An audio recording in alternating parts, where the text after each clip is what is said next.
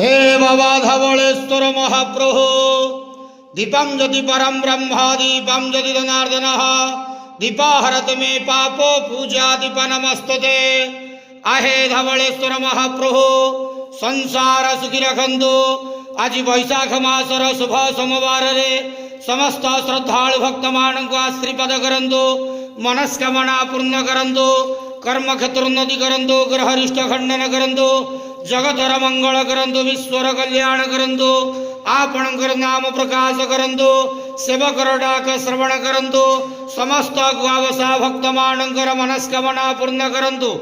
महाप्रभु धवळेश्वराय नमो नमः। संसार सुखी रखंतु आनंद केवार हरि बोलो।